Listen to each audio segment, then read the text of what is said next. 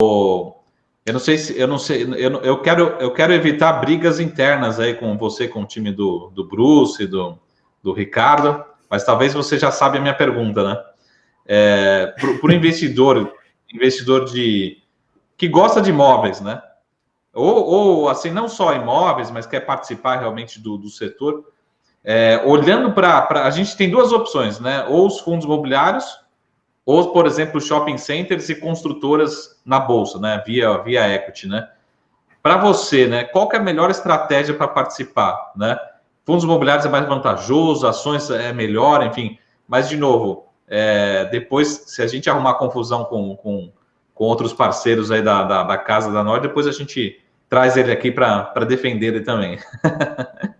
Não, perfeito. A gente resolve em casa também. Não, mas respondendo a sua pergunta, eu acho que assim, é o melhor veículo, assim, para o investidor que ele está começando agora, por exemplo, que ele é um pouco mais conservador, o melhor veículo realmente seria os fundos imobiliários, tá? Na minha opinião, e é claro que eu sou enviesado, né? Mas eu acho que são os fundos imobiliários, porque olhando assim para a volatilidade, não que a volatilidade seja uma medida de risco, né? Aí eu concordo com o Bruce quando ele diz que risco é você comprar algo ruim ou algo muito caro, né? Ou seja, no momento inoportuno. Mas assim, para o investidor assim, que ele tem receio da volatilidade, os fundos imobiliários acabam sendo um veículo melhor, né, do que ações que a gente sabe que são mais voláteis, sim. E a outra questão é que enfim, não vou nem dizer o caso dos shoppings, mas principalmente as incorporadoras, elas dependem, né, de certa maneira, assim, de uma atividade mais aquecida, né, para fazer os lançamentos dela, enfim, para atender ali as condições que destravem valor da empresa, né. E a gente sabe, assim, que a atividade, ela está patinando, a gente já tinha uma expectativa, assim, da economia retomar de uma forma muito mais acentuada, né, nesse ano do que as revisões têm apontado agora, então a gente esperava ali um crescimento de 4,5%, hoje o pessoal já está revisando para 3,5%, 3%, né, então isso acaba impactando, de certa maneira, ali as empresas incorporadoras, enquanto os fundos imobiliários seguem uma lógica, embora seja, né, no setor imobiliário também, segue uma lógica um pouco diferente, né? Tirando os fundos de desenvolvimento, que eles não vão que eles estão envolvidos assim em projetos que vão ser lançados, enfim, e também seguem mais ou menos a lógica das incorporadoras. Tirando eles, né, os outros fundos, por exemplo, Lages, né, ele tá mais preocupado assim em alugar o espaço dele que já está lá. Né? É claro que a atividade mais fraca acaba prejudicando de certa maneira, porque podem haver menos inquilinos, né, dispostos a pagar um aluguel mais caro do que ele gostaria. Mas, assim, não chega a inviabilizar, né? Então, acaba sendo assim, um movimento muito mais tranquilo, pelo menos no meu entendimento, do que o caso das incorporadoras. Só uma última pergunta.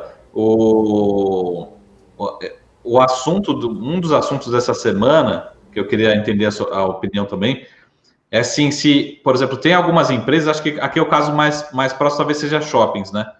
E tem alguns analistas propondo assim que parte dos ativos dos shoppings se transformem em fundos imobiliários, né? Você numa visão, acho que é uma visão um pouco de equity, né? Acho que talvez não sei se a pergunta para você, mas você acha que gera valor para os acionistas de equity, né? Geraria valor? E talvez, olhando para um investidor fundo imobiliário, será que é a melhor alternativa realmente? É uma das possibilidades? Você vê esse movimento acontecendo?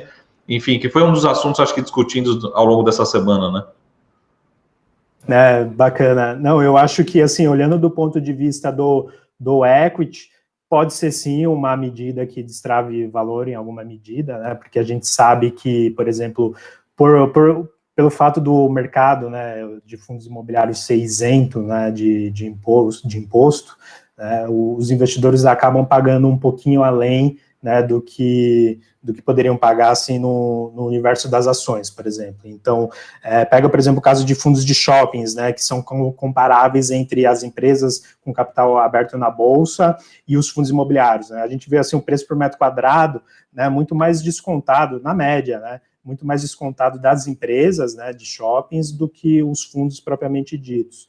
Então, existe sim esse movimento, ele pode destravar valor, claro que tem que olhar caso a caso, mas pode ser benéfico sim.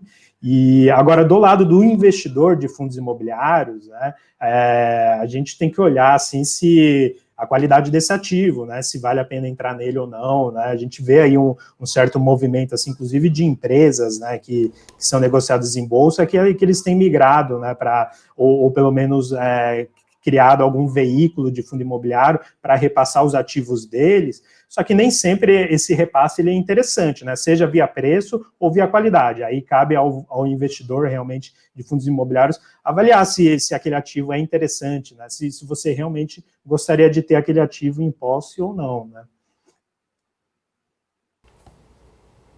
Maravilha. Paula, você tem uma pergunta?